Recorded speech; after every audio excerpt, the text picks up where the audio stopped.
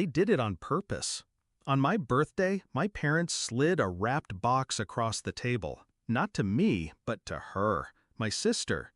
She tore into it while they beamed with pride. A watch I'd wanted for years, engraved with her initials. When I looked up, my mother said, "You don't deserve anything." And my father added, "You should be grateful we even let you sit here." So I left. No words, no fight, just silence. And that silence was the sharpest weapon I ever carried. I vanished from their orbit that night. No calls, no visits, no pleading for scraps of love. Instead, I built. Piece by piece, paycheck by paycheck. I bought a house, small at first, then bigger, modern, clean, mine. No handouts, no apologies. I thought cutting them out was enough punishment, but betrayal has a way of circling back, demanding a second act. 3 years later, they came pounding on my door. When I opened it, there they stood, aging, bitter, still radiating entitlement. My sister in the middle, smug as always, her eyes scanning my home like it already belonged to her. "This house," my mother announced, "should belong to your sister. She deserves it more than you." I remember smiling, calm, controlled, because by then my plan was already in motion.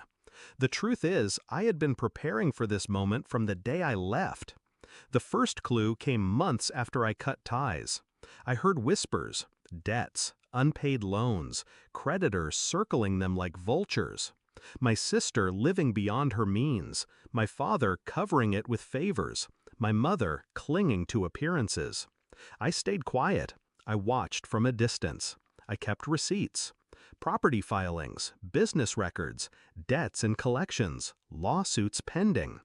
Piece by piece, I built a map of their downfall, and I positioned myself at the center. I bought this house under a trust, untouchable, shielded from their reach. My lawyer double-checked every clause, every loophole. They couldn't touch me legally, no matter how much they tried to guilt or threaten. But I wanted more than protection. I wanted them to choke on the truth.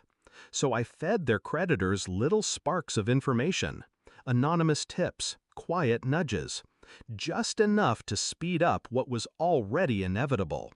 By the time they stood in my doorway demanding I hand over my home, they were already drowning. They just didn't know it yet. The confrontation was almost poetic. My father tried to play the patriarch, barking orders like I was still a child under his roof. My mother's eyes darted to every corner, already decorating the place in her head.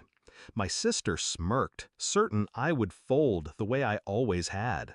But I didn't argue. I didn't raise my voice. I simply said, "You think this house belongs to her?" They nodded. Then, "Step inside. See what she really owns." They followed me into the living room. Waiting on the screen was a slideshow, documents, images, video clips, years of evidence. Their debts, my sister's forged checks, my father's shady transfers, my mother's fake charity expenses. Every secret they thought buried, projected in sharp detail. They froze, pale, silent. My sister whispered, "Where did you get all this?" I looked her dead in the eye. While you were stealing birthdays, I was building files.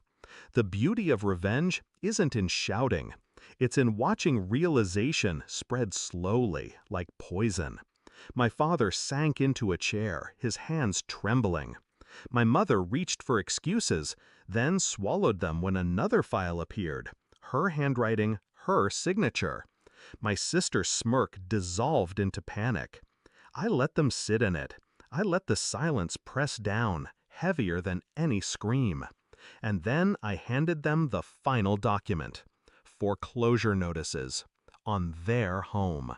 Served that very morning.